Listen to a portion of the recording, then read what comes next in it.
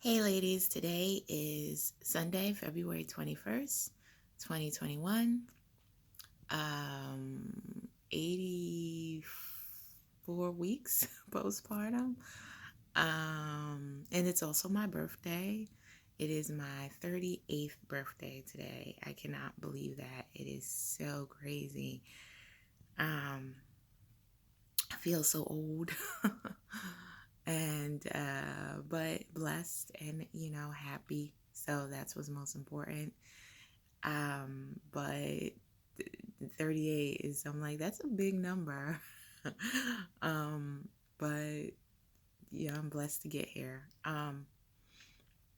So what's going on? So I was telling everybody about how I was trying to track my ovulation with the ovulation test strips, and I have two brands, Clear Blue Advanced digital one, and the this brand called Easy at Home, which is connected to the Pre Mom app, or you use the Pre Mom app with those.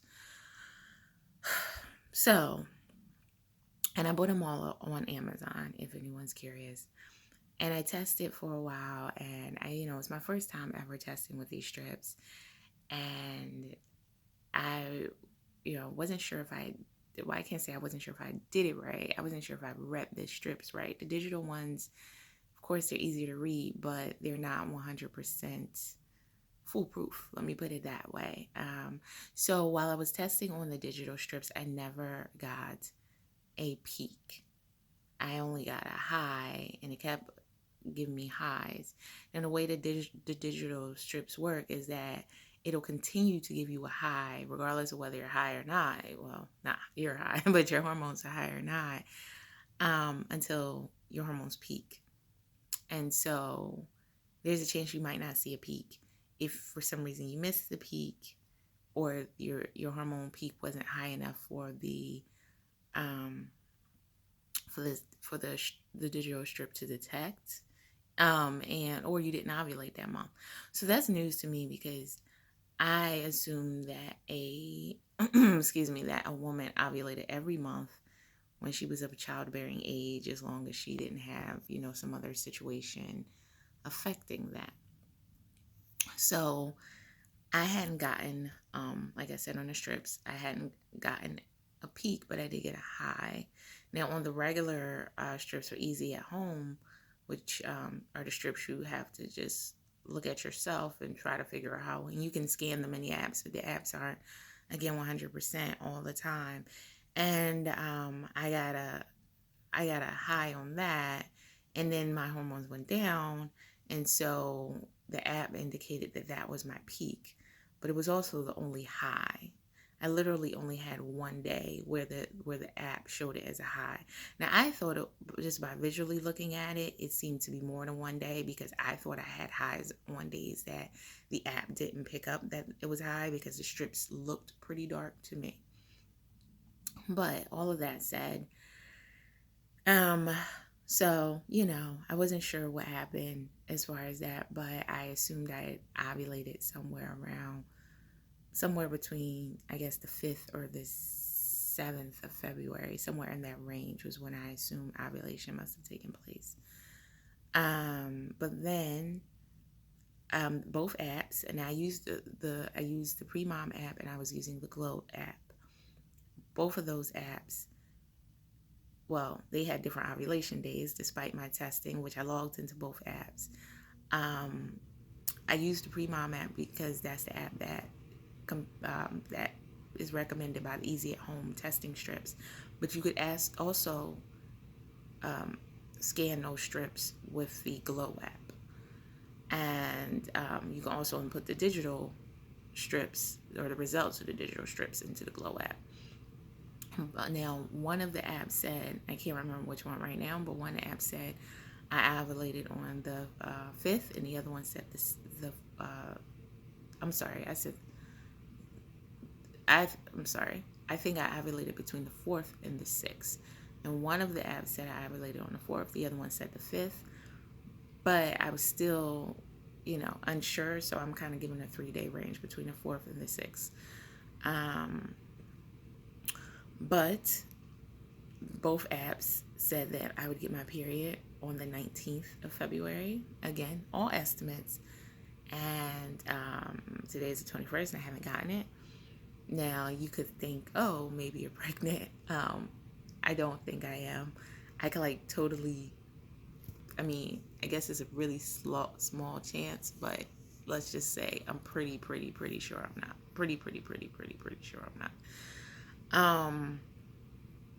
And then, so it made me wonder what is going on and why I didn't get my period yet. Now, it's a few days late based off the apps. Apps are, just estimates, but, it means I would have I'm already past 30 days in my cycle.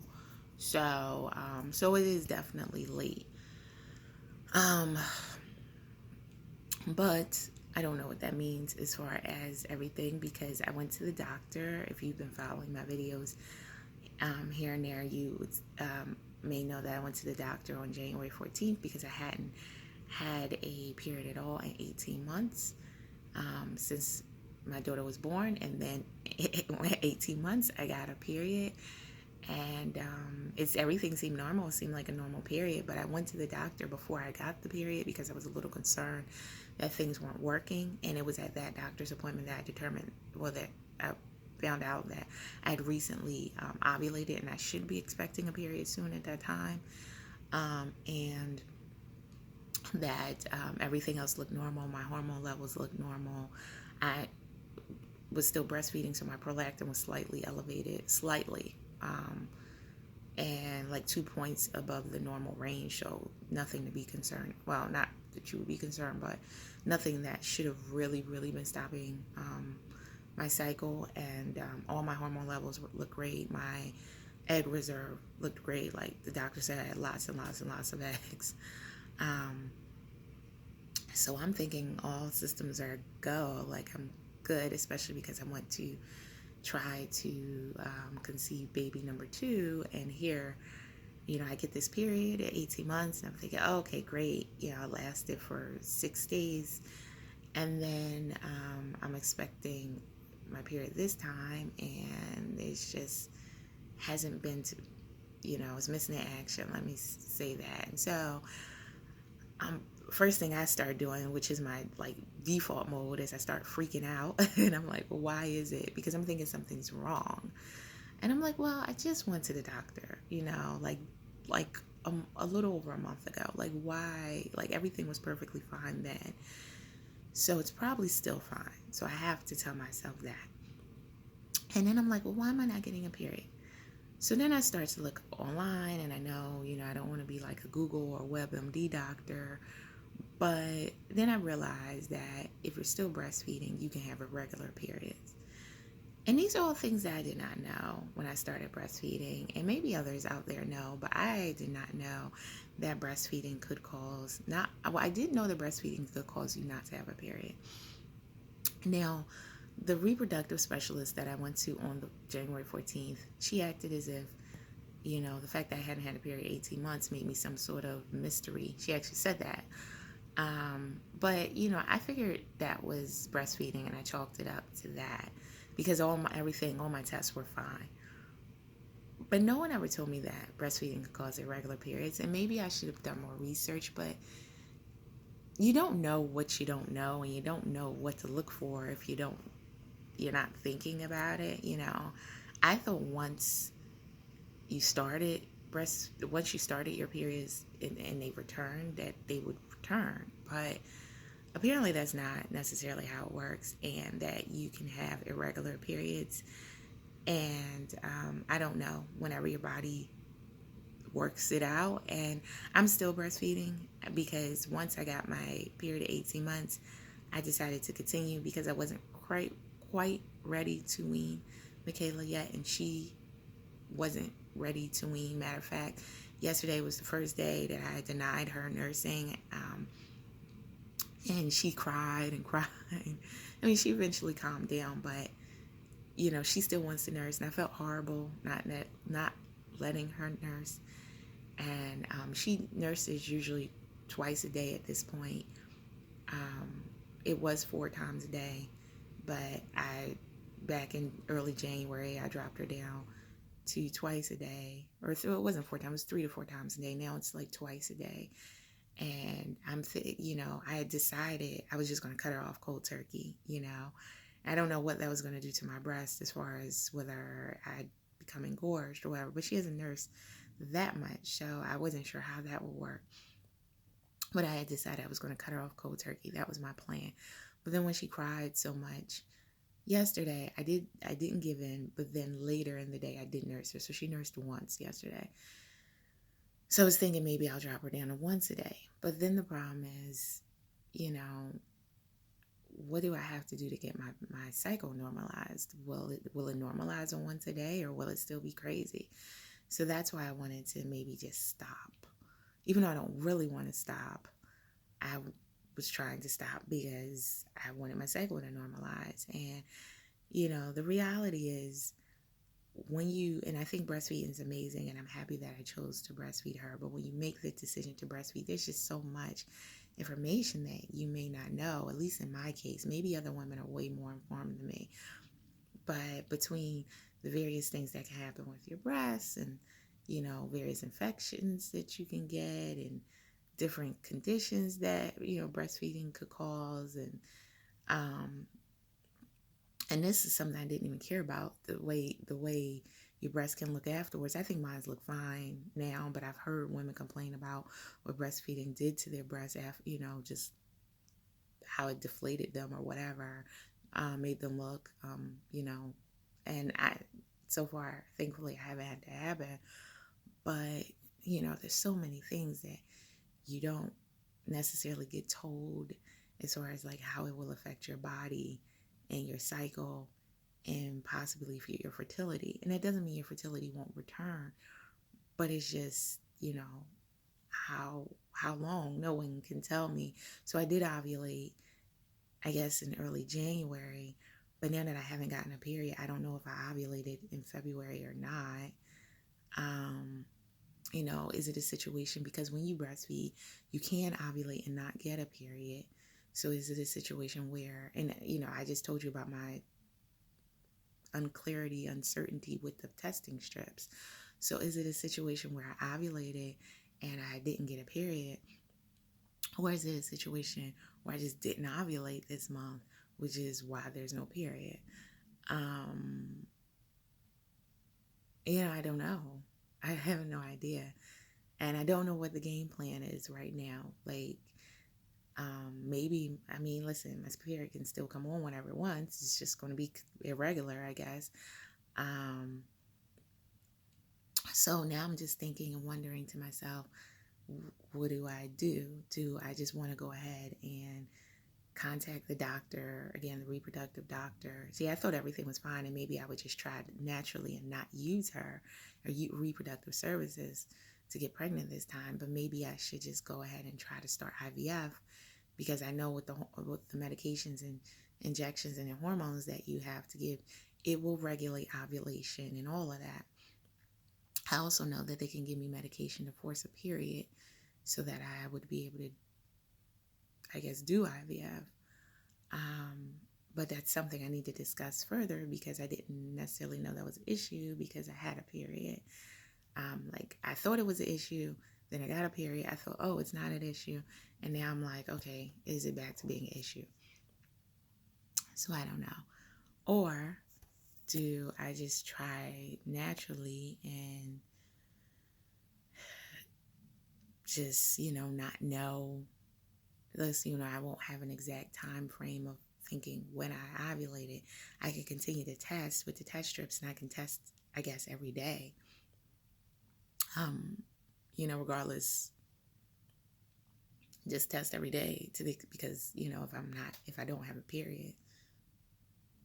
But I don't know if that's the right method either, because, that's not a foolproof plan. The easy at home apps are pretty, the easy at home strips are pretty inexpensive. It's the clear blue advanced strips. They're about $40 a box, give or take. Now you can get them a little cheaper if you put them on Subscribe and Save from Amazon, and maybe they sell them cheaper somewhere else. I don't know, but you get 20 strips in a box, or 20 test strips in a box. So you couldn't technically test you could. One box wouldn't get you through a month. So just because it's more than 20 days in a month.